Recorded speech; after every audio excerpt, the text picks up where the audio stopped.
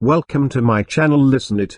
Enjoy the book. Don't forget to like and subscribe. Thanks for support. The Adventure of the Western Star. I was standing at the window of Poirot's rooms, looking out idly on the street below.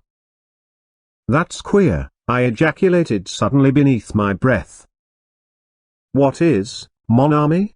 asked Poirot placidly, from the depths of his comfortable chair. "Deduce, Poirot, from the following facts. Here is a young lady, richly dressed, fashionable hat, magnificent furs. She is coming along slowly, looking up at the houses as she goes. Unknown to her, she is being shadowed by 3 men and a middle-aged woman. They have just been joined by an errand boy who points after the girl, gesticulating as he does so. What drama is this being played? Is the girl a crook, and are the shadowers detectives preparing to arrest her?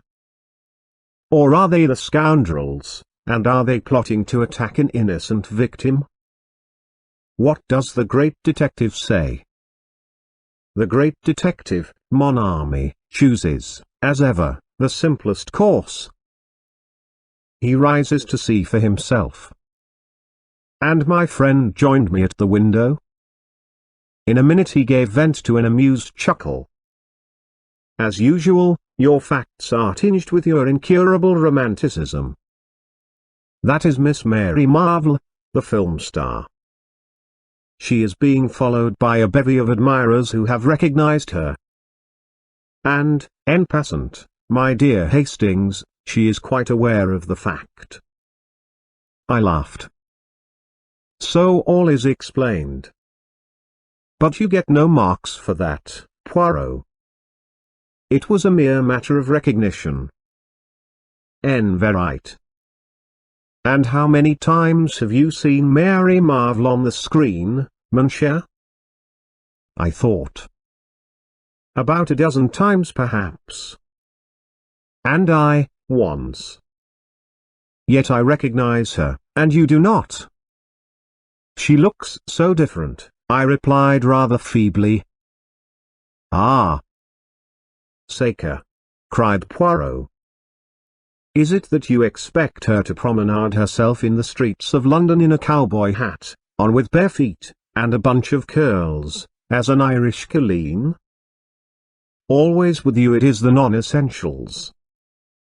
Remember the case of the dancer, Valerie St. Clair." I shrugged my shoulders, slightly annoyed. "But console yourself, mon ami," said Poirot, calming down. "All cannot be as Hercule Poirot. I know it well.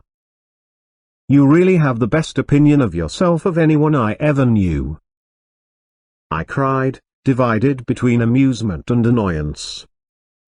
"What will you? When one is unique, one knows it. And others share that opinion, even, if I mistake not, Miss Mary Marvel." "What?" "Without doubt. She is coming here." "How do you make that out?" "Very simply. This street, it is not aristocratic, mon ami. In it there is no fashionable doctor, no fashionable dentist, still less is there a fashionable milliner. But there is a fashionable detective. Oh, my friend, it is true, I am become the mode, the dernier cri. One says to another, comment. You have lost your gold pencil case? You must go to the little Belgian. He is too marvelous. Everyone goes. Chorus. And they arrive. In flocks, mon ami. With problems of the most foolish. A bell rang below. What did I tell you? That is Miss Marvel. As usual, Poirot was right. After a short interval, the American film star was ushered in, and we rose to our feet. Mary Marvel was undoubtedly one of the most popular actresses on the screen. She had only lately arrived in England in company with her husband, Gregory B. Rolfe, also a film actor. Their marriage had taken place about a year ago in the States, and this was their first visit to England. They had been given a great reception. Everyone was prepared to go mad over Mary Marvel, her wonderful clothes, her furs, her jewels, above all one jewel, the great diamond which had been nicknamed, to match its owner, the Western Star. Much, true and untrue, had been written about this famous stone, which was reported to be insured for the enormous sum of £50,000. All these details passed rapidly through my mind as I joined with Poirot in greeting our fair client. Miss Marvel was small and slender, very fair and girlish-looking, with the wide innocent blue eyes of a child. Poirot drew forward a chair for her, and she commenced talking at once. "You will probably think me very foolish, Monsieur Poirot, but Lord Cranshaw was telling me last night how wonderfully you cleared up the mystery of his nephew's death, and I felt that I just must have your advice. I dare say it's only a silly hoax, Gregory says so, but it's just worrying me to death." She paused for breath. Poirot beamed encouragement. "Proceed, madam. You comprehend, I am still in the dark. It's these letters." Miss Marvel unclasped her handbag, and drew out 3 envelopes which she handed to Poirot. The latter scrutinized them closely. Cheap paper, the name and address carefully printed. "Let us see the inside." He drew out the enclosure. I had joined him, and was leaning over his shoulder. The writing consisted of a single sentence, carefully printed like the envelope. It ran as follows: "The great diamond which is the left eye of the god must return whence it came." The second letter was couched in precisely the same terms, but the third was more explicit: "You have been warned. You have not obeyed. Now the diamond will be taken from you. At the full of the moon, the 2 diamonds which are the left and right eye of the god shall return." So it is written. "The first letter I treated as a joke," explained Miss Marvel. "When I got the second, I began to wonder. The third one came yesterday, and it seemed to me that, after all, the matter might be more serious than I had imagined. I see they did not come by post, these letters. No, they were left by hand, by a Chinaman. That is what frightens me." "Why?" "Because it was from a chink in San Francisco that Gregory bought the stone 3 years ago." "I see, madam, that you believe the diamond referred to be the Western Star," finished Miss Marvel. "That's so. At the same time, Gregory remembers that there was some story attached to the stone, but the chink wasn't handing out any information. Gregory says he seemed just scared to death, and in a mortal hurry to get rid of the thing. He only asked about 1/10 of its value. It was Greg's wedding present to me." Poirot nodded thoughtfully. "The story seems of an almost unbelievable romanticism. And yet, who knows? I pray of you, Hastings, hand me my little almanac." I complied. "Voyons," said Poirot, turning the leaves. "When is the date of the full moon?" "Ah, Friday next." "That is in 3 days' time." "Eh bien, madam, you seek my advice, I give it to you. This belle histoire may be a hoax, but it may not. Therefore I counsel you to place the diamond in my keeping until after Friday next. Then we can take what steps we please." A slight cloud passed over the actress's face, and she replied constrainedly, "I'm afraid that's impossible." "You have it with you, Hein?" Poirot was watching her narrowly. The girl hesitated a moment, then slipped her hand into the bosom of her gown, drawing out a long thin chain. She leaned forward, unclosing her hand. In the palm, a stone of fire, exquisitely set in platinum, lay and winked at us solemnly. Poirot drew in his breath with a long hiss. "A tilde patent," he murmured. "You permit, madame?" He took the jewel in his own hand and scrutinized it keenly, then restored it to her with a little bow. "A magnificent stone, without a flaw." "Ah, Saint Tonnerres. And you carry it about with you, comme ça?" "No, no, I'm very careful really, Monsieur Poirot. As a rule it's locked up in my jewel case, and left in the hotel safe deposit. We're staying at the Magnificent, you know. I just brought it along today for you to see." "And you will leave it with me, n'est-ce pas? You will be advised by Papa Poirot?" "Well, you see, it's this way, Monsieur Poirot. On Friday we're going down to Yardley Chase to spend a few days with Lord and Lady Yardley." Her words awoke a vague echo of remembrance in my mind. Some gossip, what was it now? A few years ago Lord and Lady Yardley had paid a visit to the States. Rumour had it that his lordship had rather gone the pace out there with the assistance of some lady friends, but surely there was something more, some gossip which coupled Lady Yardley's name with that of a movie star in California. Why? It came to me in a flash. Of course it was none other than Gregory B. Rolfe. "I'll let you into a little secret, Monsieur Poirot," Miss Marvel was continuing. "We've got a deal on with Lord Yardley. There's some chance of our arranging to film a play down there in his ancestral pile." "At Yardley Chase?" I cried, interested. "Why, it's one of the show places of England." Miss Marvel nodded. "I guess it's the real old feudal stuff all right. But he wants a pretty stiff price, and of course I don't know yet whether the deal will go through, but Greg and I always like to combine business with pleasure." "But, I demand pardon if I am dense, madam, surely it is possible to visit Yardley Chase without taking the diamond with you?" A shrewd, hard look came into Miss Marvel's eyes which belied their childlike appearance. She looked suddenly a good deal older. "I want to wear it down there."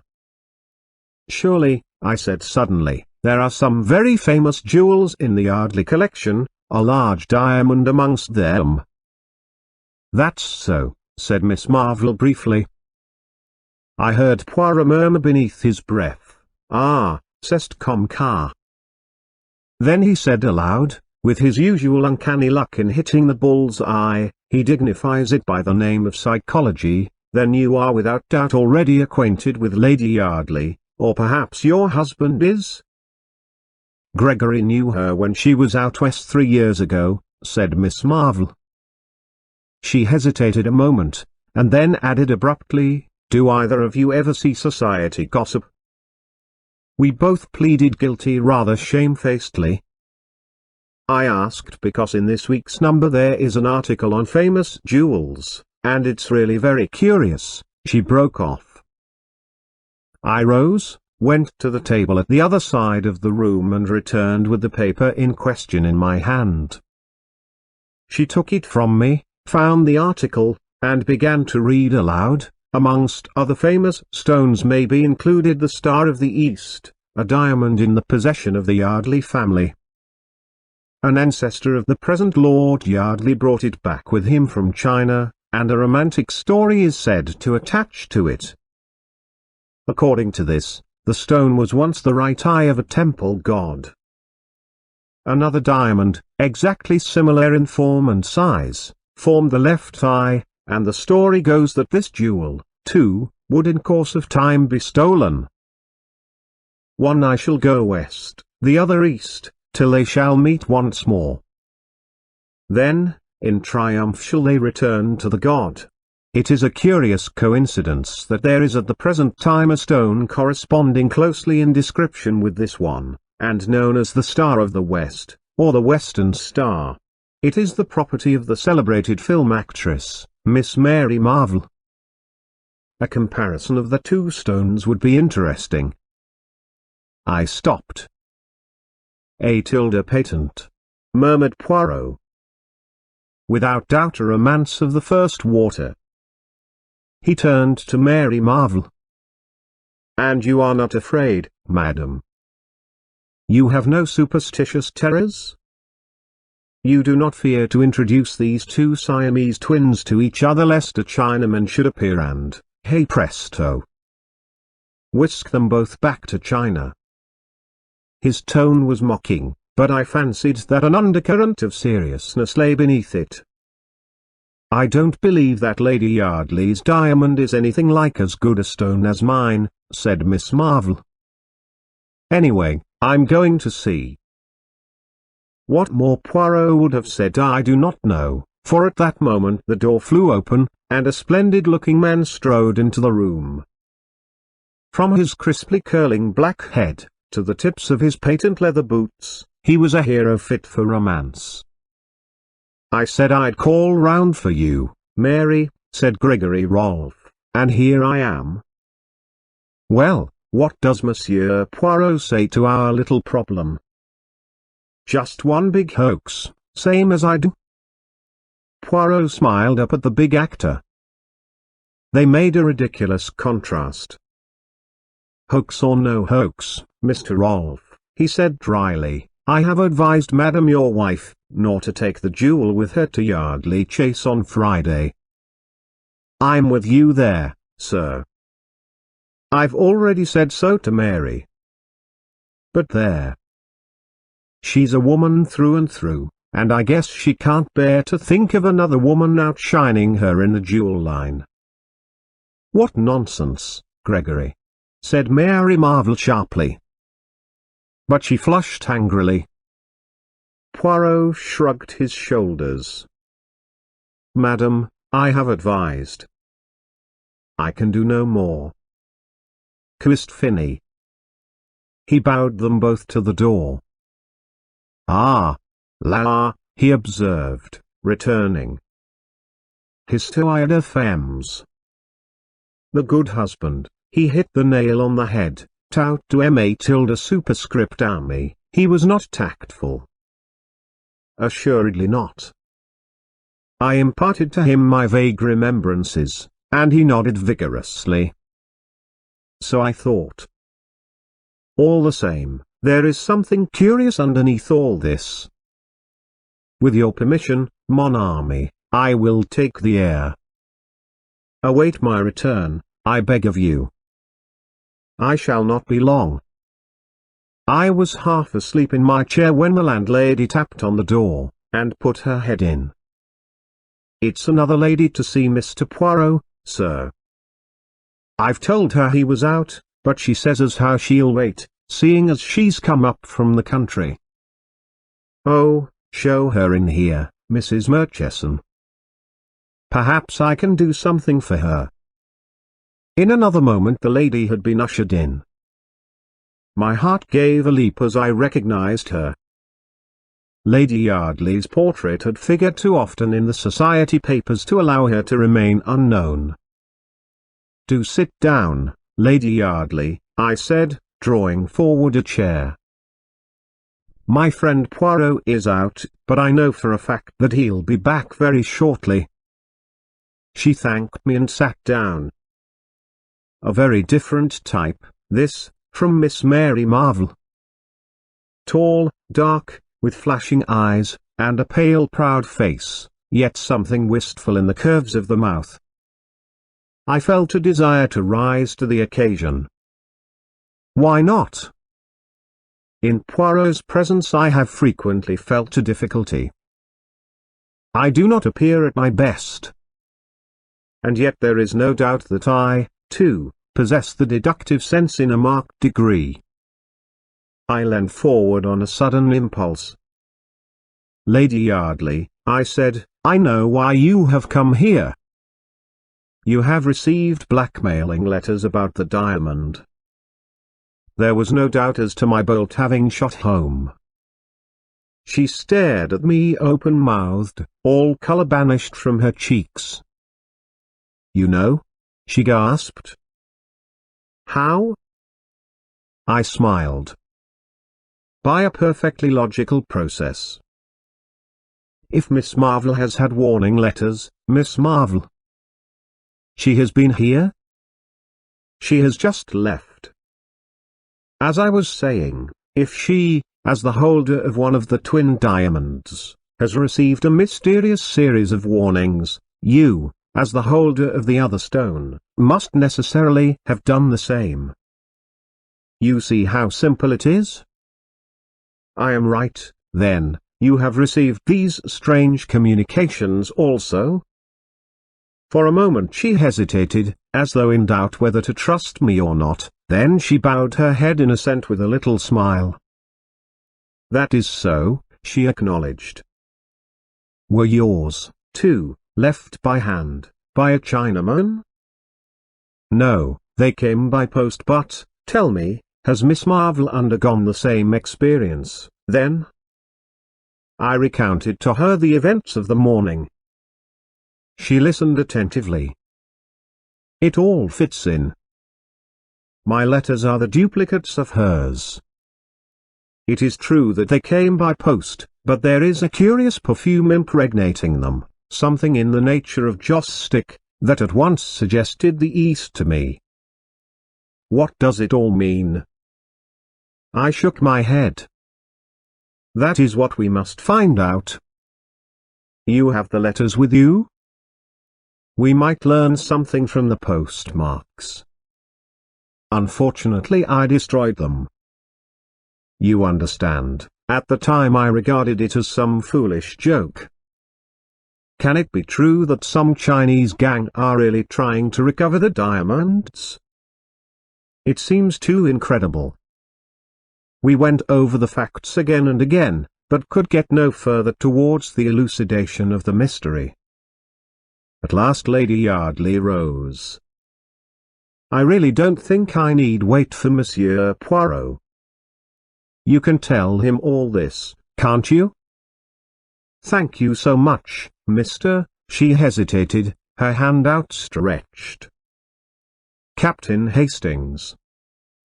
"Of course. How stupid of me. You're a friend of the Cavendishes, aren't you?" "It was Mary Cavendish who sent me to Monsieur Poirot. When my friend returned, I enjoyed telling him the tale of what had occurred during his absence. He cross-questioned me rather sharply over the details of our conversation, and I could read between the lines that he was not best pleased to have been absent. I also fancied that the dear old fellow was just the least inclined to be jealous. It had become rather a pose with him to consistently belittle my abilities, and I think he was chagrined at finding no loophole for criticism. I was secretly rather pleased with myself, though I tried to conceal the fact for fear of irritating him. In spite of his idiosyncrasies, I was deeply attached to my quaint little friend. "Bien," he said at length, with a curious look on his face. "The plot develops. Pass me, I pray you, that peerage on the top shelf there." He turned the leaves. "Ah, here we are.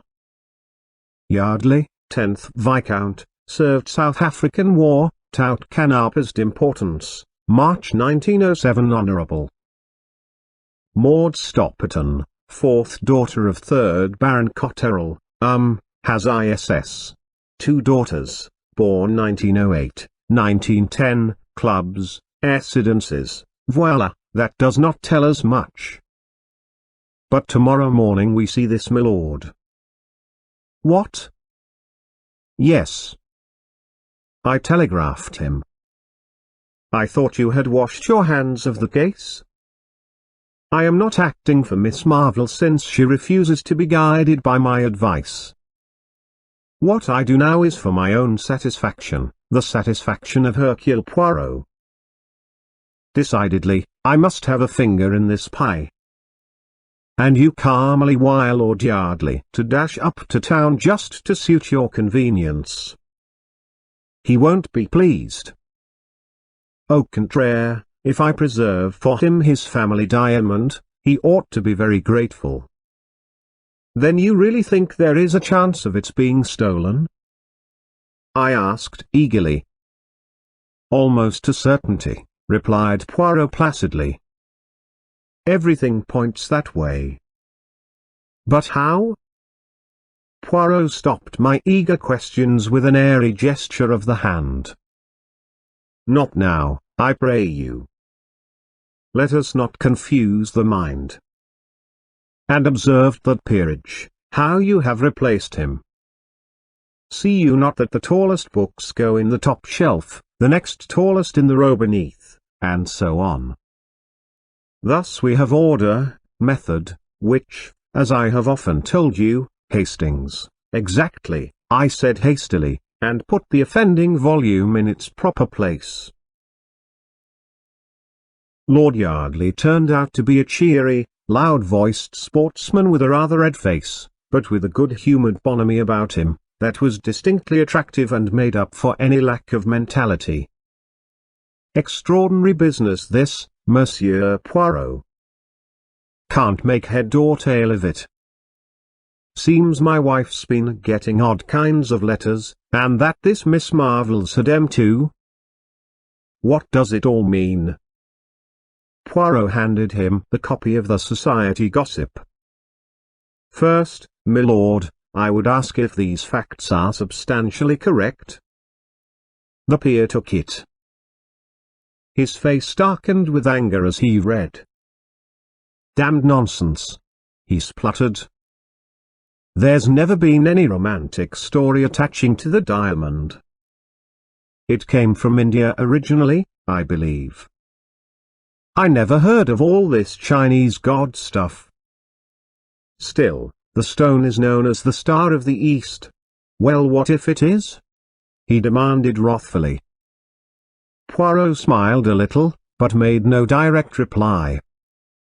What I would ask you to do, milord, is to place yourself in my hands.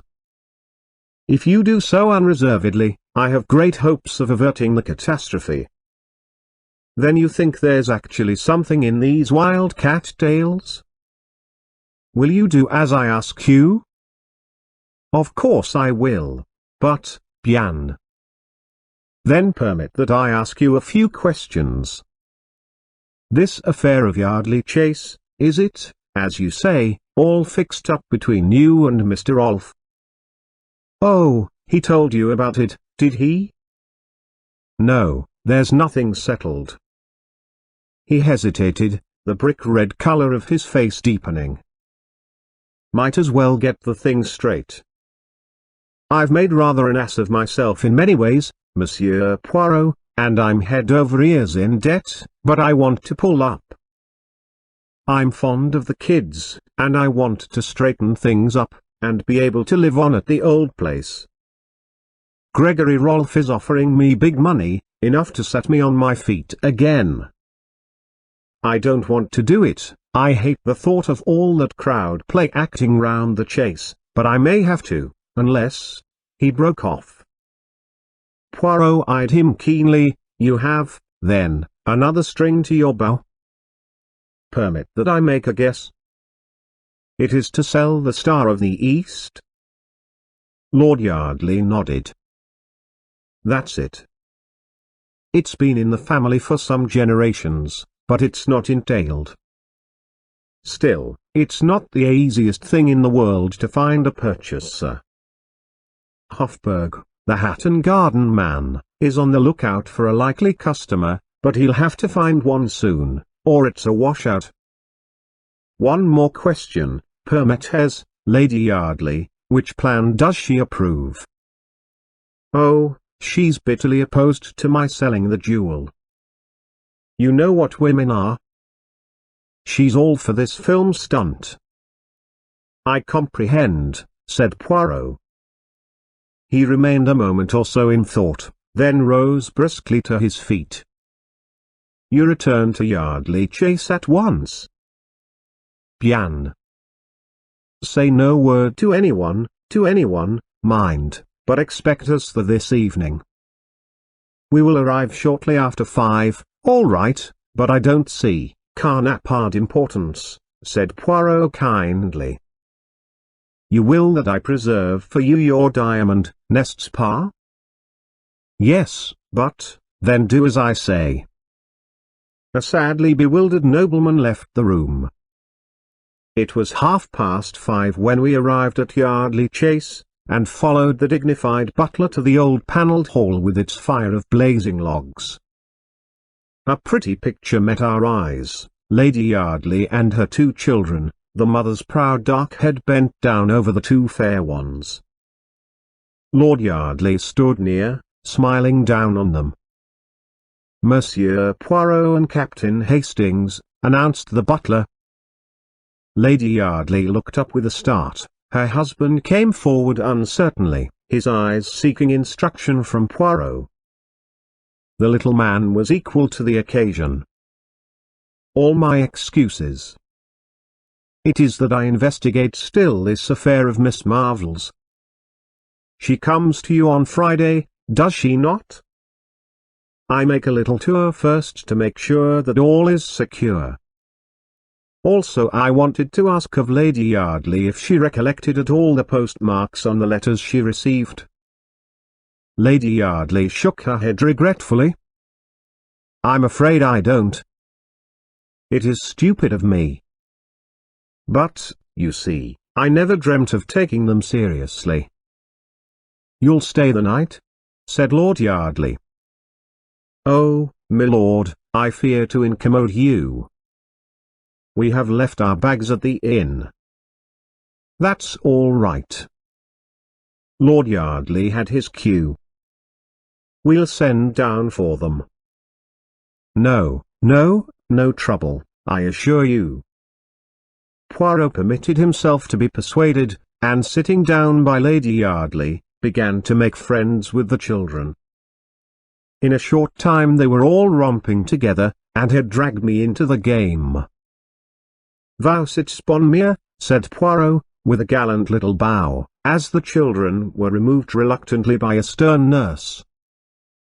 Lady Yardley smoothed her ruffled hair. "I adore them," she said with a little catch in her voice. "And they you, with reason." Poirot bowed again. A dressing gong sounded, and we rose to go up to our rooms. At that moment the butler entered with a telegram on a salver which he handed to Lord Yardley. The latter tore it open with a brief word of apology. As he read it he stiffened visibly. With an ejaculation, he handed it to his wife. Then he glanced at my friend. "Just a minute, Monsieur Poirot. I feel you ought to know about this. It's from Hofburg. He thinks he's found a customer for the diamond, an American, sailing for the States tomorrow. They're sending down a chap tonight to vet the stone. By Jove, though, if this goes through," words failed him. Lady Yardley had turned away. She still held the telegram in her hand. "I wish you wouldn't sell it, George," she said, in a low voice. "It's been in the family so long." She waited, as though for a reply, but when none came her face hardened. She shrugged her shoulders. "I must go and dress. I suppose I had better display the goods." She turned to Poirot with a slight grimace. "It's one of the most hideous necklaces that was ever designed. George has always promised to have the stones reset for me, but it's never been done." She left the room. Half an hour later, we 3 were assembled in the great drawing-room awaiting the lady. It was already a few minutes past the dinner hour. Suddenly there was a low rustle, and Lady Yardley appeared framed in the doorway, a radiant figure in a long white shimmering dress. Round the column of her neck was a rivulet of fire. She stood there with one hand just touching the necklace. "Behold the sacrifice," she said gaily. Her ill humor seemed to have vanished. "Wait while I turn the big light on and you shall feast your eyes on the ugliest necklace in England." The switches were just outside the door. As she stretched out her hand to them, the incredible thing happened. Suddenly, without any warning, every light was extinguished, the door banged, and from the other side of it came a long-drawn piercing woman's scream. "My God!" cried Lord Yardley. That was Maud's voice. "What has happened?" We rushed blindly for the door, cannoning into each other in the darkness. It was some minutes before we could find it. What a sight met our eyes! Lady Yardley lay senseless on the marble floor, a crimson mark on her white throat where the necklace had been wrenched from her neck. As we bent over her, uncertain for the moment whether she were dead or alive, her eyelids opened. "The Chinaman," she whispered painfully. "The Chinaman, the side door." Lord Yardley sprang up with an oath. I accompanied him, my heart beating wildly. The Chinaman again. The side door in question was a small one in the angle of the wall, not more than a dozen yards from the scene of the tragedy. As we reached it, I gave a cry. There, just short of the threshold, lay the glittering necklace, evidently dropped by the thief in the panic of his flight. I swooped joyously down on it. Then I uttered another cry which Lord Yardley echoed. For in the middle of the necklace was a great gap. The Star of the East was missing. "That settles it," I breathed. These were no ordinary thieves. This one stone was all they wanted. But how did the fellow get in? Through this door. But it's always locked. I shook my head. It's not locked now. See. I pulled it open as I spoke. As I did so, something fluttered to the ground. I picked it up. It was a piece of silk, and the embroidery was unmistakable. It had been torn from a Chinaman's robe. In his haste it caught in the door, I explained. "Come, hurry. He cannot have gone far as yet." But in vain we hunted and searched. In the pitch darkness of the night, the thief had found it easy to make his getaway. We returned reluctantly, and Lord Yardley sent off one of the footmen post-haste to fetch the police. Lady Yardley, aptly ministered to by Poirot, who is as good as a woman in these matters, was sufficiently recovered to be able to tell her story. "I was just going to turn on the other light," she said, "when a man sprang on me from behind. He tore my necklace from my neck with such force that I fell headlong to the floor. As I fell, I saw him disappearing through the side door. Then I realized by the pigtail and the embroidered robe that he was a Chinaman." She stopped with a shudder.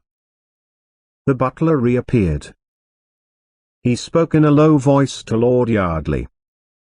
"A gentleman from Mr. Hofburg's, m'lord. He says you expect him." "Good heavens!" cried the distracted nobleman. "I must see him, I suppose." "No, not here, Mullings, in the library." I drew Poirot aside. "Look here, my dear fellow, hadn't we better get back to London?" "You think so, Hastings?" "Why?" "Well," I coughed delicately, "things haven't gone very well, have they?" I mean, you tell Lord Yardley to place himself in your hands and all will be well, and then the diamond vanishes from under your very nose." "True," said Poirot, rather crestfallen. It was not one of my most striking triumphs. This way of describing events almost caused me to smile, but I stuck to my guns. "So, having, pardon the expression, rather made a mess of things, don't you think it would be more graceful to leave immediately? And the dinner, the without doubt excellent dinner, that the chef of Lord Yardley has prepared?" "Oh, what's dinner?" I said impatiently. Poirot held up his hands in horror. "Mon Dieu! It is that in this country you treat the affairs gastronomic with a criminal indifference. There's another reason why we should get back to London as soon as possible," I continued. "What is that, my friend?" "The other diamond," I said, lowering my voice. "Miss Marvel's." "Eh bien, what of it?" "Don't you see?" His unusual obtuseness annoyed me. What had happened to his usually keen wits? "They've got one, now they'll go for the other." "Shins!" cried Poirot, stepping back a pace and regarding me with admiration. "But your brain marches to a marvel, my friend. Figure to yourself that for the moment I had not thought of that.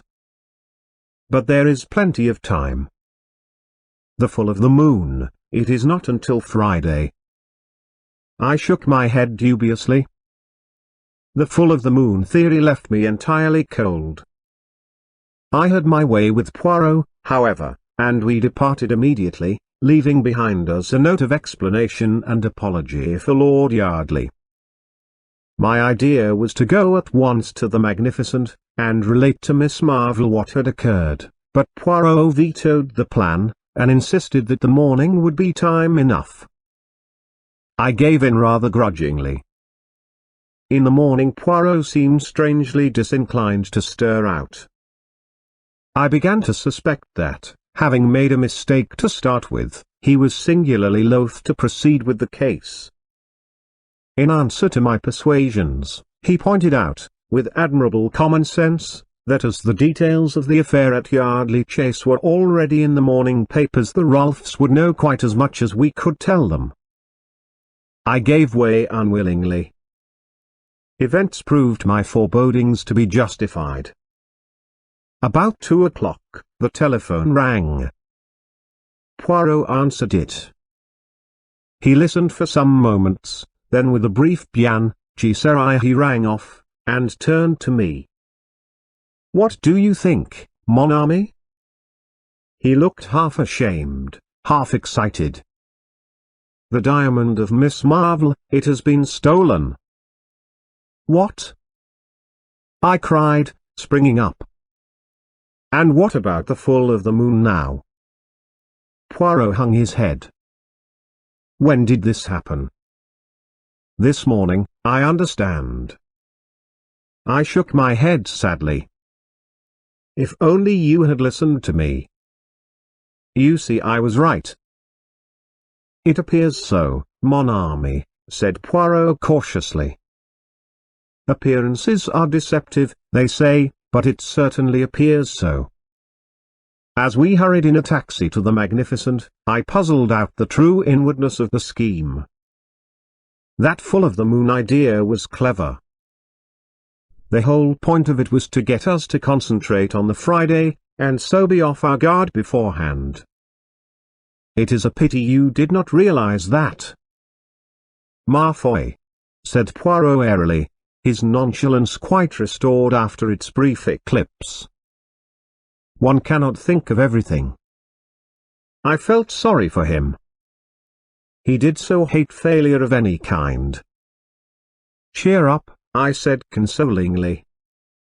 "Better luck next time." At the Magnificent, we were ushered at once into the manager's office. Gregory Rolfe was there with 2 men from Scotland Yard. A pale-faced clerk sat opposite them. Rolf nodded as we entered. "We're getting to the bottom of it," he said. "But it's almost unbelievable. How the guy had the nerve, I can't think." A very few minutes sufficed to give us the facts. Mr. Rolf had gone out of the hotel at 11:15. At 11:30, a gentleman, so like him in appearance as to pass muster, entered the hotel and demanded the jewel case from the safe deposit. He duly signed the receipt, remarking carelessly as he did so, "Looks a bit different from my ordinary one, but I hurt my hand getting out of the taxi." The clerk merely smiled and remarked that he saw very little difference. Rolf laughed and said, "Well, don't run me in as a crook this time, anyway. I've been getting threatening letters from a Chinaman, and the worst of it is I look rather like a chink myself. It's something about the eyes." I looked at him, said the clerk who was telling us this, and I saw at once what he meant. The eyes slanted up at the corners like an Oriental's. I'd never noticed it before. "Darn it all, man," roared Gregory Rolf, leaning forward. "Do you notice it now?" The man looked up at him and started. "No, sir," he said. "I can't say that I do." And indeed there was nothing even remotely Oriental about the frank brown eyes that looked into ours. The Scotland Yard man grunted. Bold customer. Thought the eyes might be noticed, and took the bull by the horns to disarm suspicion. "He must have watched you out of the hotel, sir, and nipped in as soon as you were well away." "What about the jewel case?" I asked. "It was found in a corridor of the hotel. Only one thing had been taken, the Western Star." We stared at each other. The whole thing was so bizarre, so unreal. Poirot hopped briskly to his feet. "I have not been of much use, I fear," he said regretfully. "Is it permitted to see Madame?"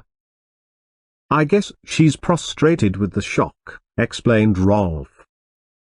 "Then perhaps I might have a few words alone with you, monsieur." "Certainly." In about 5 minutes Poirot reappeared. "Now, my friend," he said gaily. "To a post office. I have to send a telegram." "Who to?" "Lord Yardley."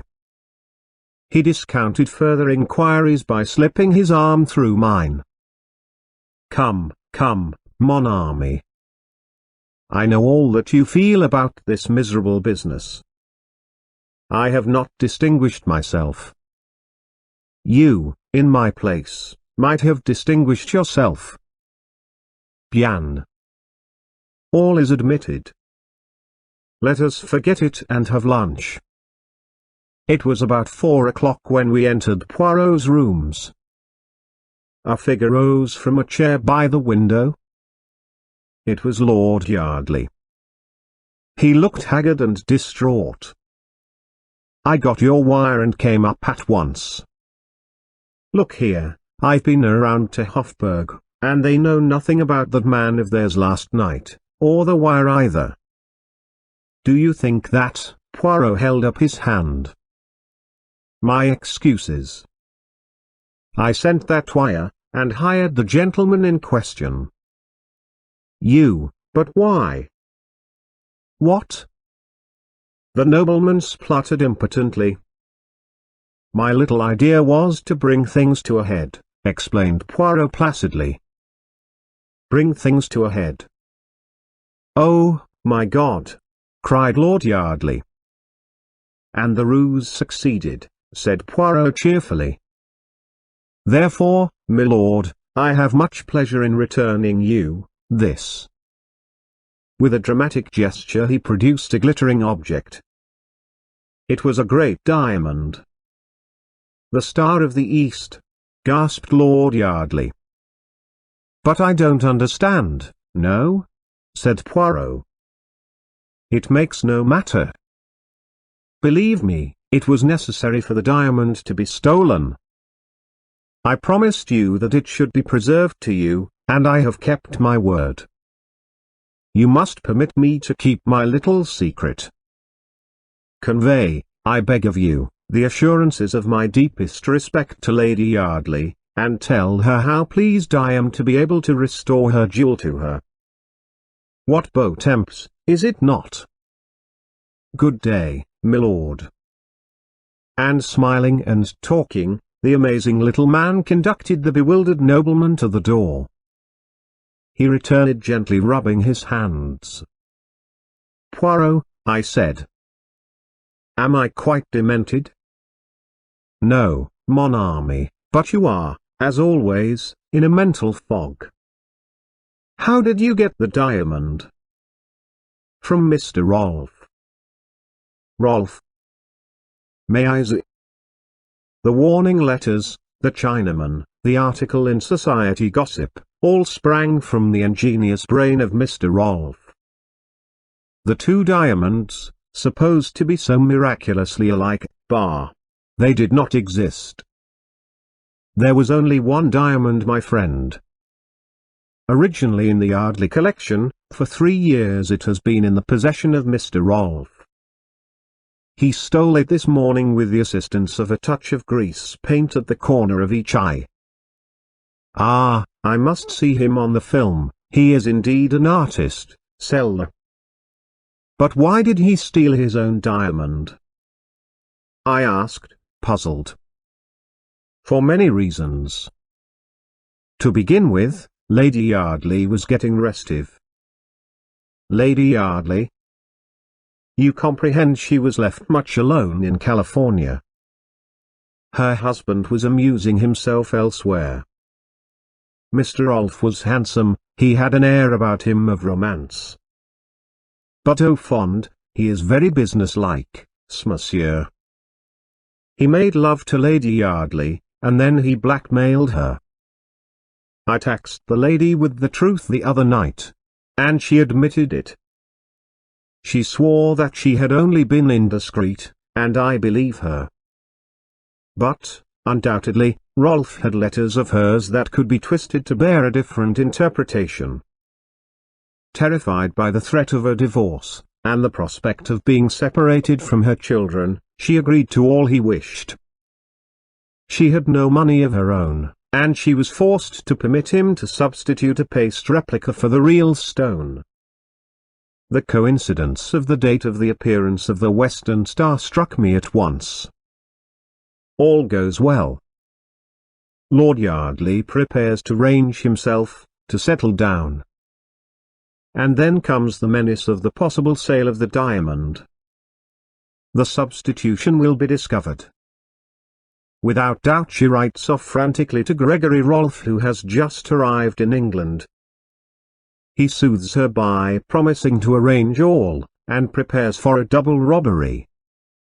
In this way he will quiet the lady, who might conceivably tell all to her husband, an affair which would not suit our blackmailer at all. He will have £50,000 insurance money, aha, you had forgotten that, and he will still have the diamond. At this point I put my finger in the pie. The arrival of a diamond expert is announced.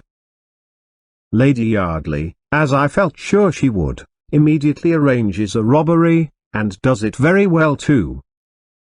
But Hercule Poirot, he sees nothing but facts.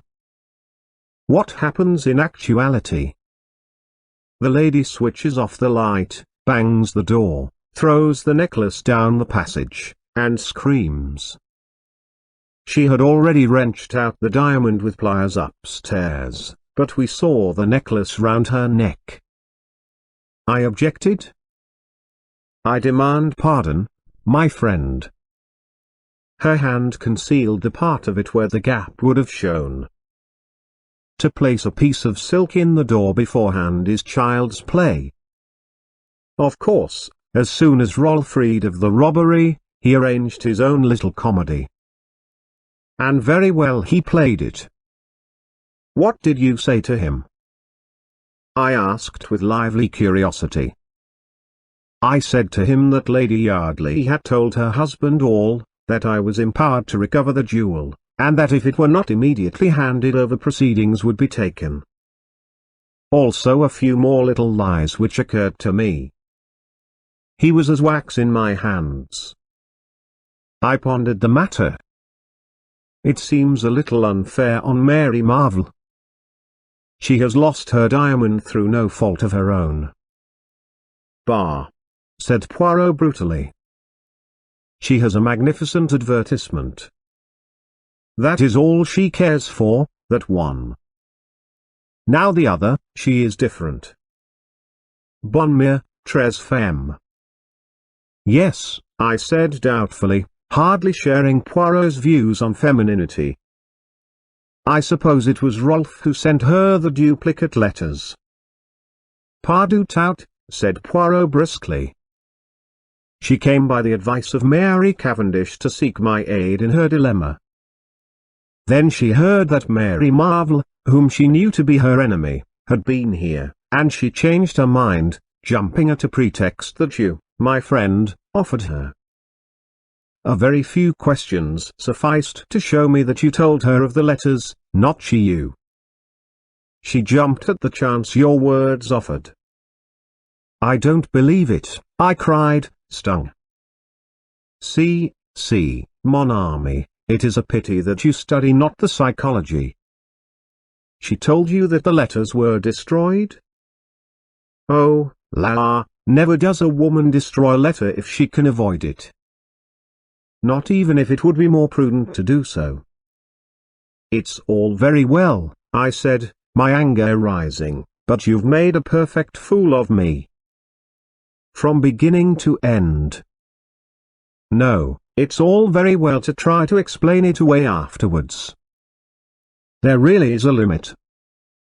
But you were so enjoying yourself, my friend. I had not the heart to shatter your illusions. It's no good. You've gone a bit too far this time. Mon Dieu. But how you enrage yourself for nothing, mon ami. I'm fed up. I went out, banging the door. Poirot had made an absolute laughingstock of me. I decided he needed a sharp lesson. I would let some time elapse before I forgave him. He had encouraged me to make a perfect fool of myself. Thanks for listening. Please don't forget to like my video and subscribe to my channel for more content. Be the first to know. Take care of yourself till the next time.